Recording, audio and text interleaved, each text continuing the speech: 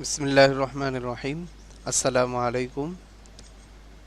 আমি Mahfuzul Arifin Photoshop image editing technique টিউটোরিয়ালে আপনাদেরকে স্বাগত জানাচ্ছি।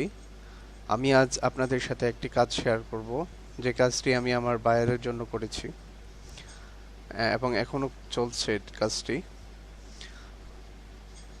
আমার বায়ার আমাকে যে কাজটি করতে বলেছেন তার ইমেজকে এডিটিং করার জন্য। এখানে যে ইমেজটি আপনারা দেখতে পাচ্ছেন, এই ইমেজটির যে মূল অংশ খেয়াল করে দেখুন। এই মূল অংশটুকু বাঁকা। এই বাঁকা অংশটুকু প্রথমত আমাকে সোজা করতে হবে। এরপর যে কাজটি করতে হবে সেটি হলো এই মূল ছবির বাহিরের যে অংশ, সাদা অংশ, ব্যাকগ্রাউন্ড, এই ব্যাকগ্রাউন্ডটিকে আমাকে ফেলে দিতে হবে। তো এই কাজটি আমি খুব সহজেই করতে পারি। তো আমি প্রথমত মূল ইমেজটিকে সোজা করার জন্য ক্রপ টুল ইউজ করব। ক্রপ টুলটি সিলেক্ট করব। সিলেক্ট করার পর এখানে দেখুন স্ট্রেইটেন নামে একটি অপশন আছে। এই অপশনটি ক্লিক করব। ক্লিক করার পরে যে অংশটুকু আমি সোজা করতে চাই সে অংশটুকুকে আমি এভাবে ড্রাগ করে টেনে ধরে ছেড়ে দেব মাউস দিয়ে। ছেড়ে দেওয়ার পর দেখুন, এখন যদি আমি এন্টার প্রেস করি তাহলে কি ঘটে, আগে যেরকম ছিল এখন কিন্তু তেমন নেই। আগে দেখুন, আমি যদি কন্ট্রোল জেড চেপে ধরি, দেখুন ছবিটি মূলত এমন ছিল, কিন্তু হ্যাঁ, কিন্তু আমি যখন ক্রপ টুল দিয়ে স্ট্রেইটেন ইউজ করলাম তখন আমার ইমেজটি কিন্তু সোজা হয়ে গেল। তো এখন আমাকে দ্বিতীয় যে কাজটি করতে হবে সেটি হচ্ছে ব্যাকগ্রাউন্ডকে ফেলে দিতে হবে। তো এটি করার জন্য আমি ক্রপ টুলের আন্ডারে দেখুন পার্সপেক্টিভ ক্রপ টুল নামে আরেকটি অপশন আছে, আমি এটা ইউজ করব। এখানে ক্লিক করলাম। পার্সপেক্টিভ ক্রপ টুল ইউজ করার জন্য আমি এটি সিলেক্ট করেছি।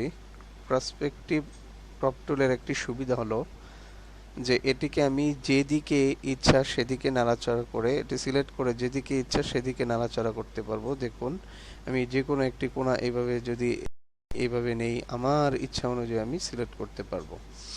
তো আমি যেহেতু আমাকে সাদা অংশটুকু বাদ দিতে হবে, দেখুন এখানে এই যে বাম পাশের নিচ দিয়ে দেখুন একটু সাদা অংশ বাকি আছে, আমি এটাকে ফেলে দিতে চাই। তাহলে আমি এটাকে চেপে ধরে এভাবে সিলেক্ট করে নিব যাতে করে আমার সাদা অংশটুকু বাদ যায়। এভাবে সিলেক্ট করলাম। আমি খেয়াল করে দেখব যে আমার কোনো অংশই যেন বাদ না যায়, সাদা অংশ যেন বাদ না যায়, আবার মূল অংশ যেন বাদ পড়ে না যায়।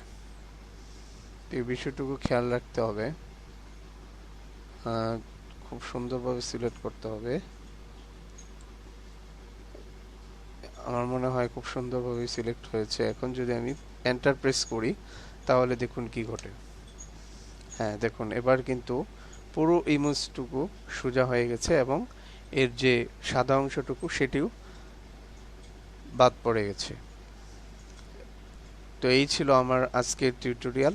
আগামী কোনো এক টিউটোরিয়াল নিয়ে ইনশাল্লাহ খুব শীঘ্রই হাজির হব। যদি ভালো লেগে থাকে এবং মনে হয় আপনাদের উপকার হবে, আমার চ্যানেলটিকে সাবস্ক্রাইব করার জন্য অনুরোধ রইল।